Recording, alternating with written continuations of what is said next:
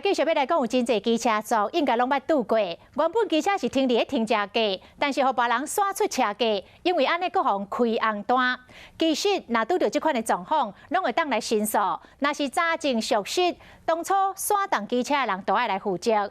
律师是提醒大家，机车停好，上好用这个手机甲翕一个相，安尼就算停车的所在无监视器，未来马上摕来做证明。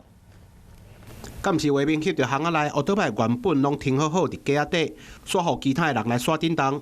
本来还阁底线无算违规，但是刷来阁有其他的人再一厝来刷奥多摆。即声奥多摆已经互刷出架仔外，但是也未刷，还阁互刷第三摆。即摆车已经参架仔离真远，害伊去互开红单。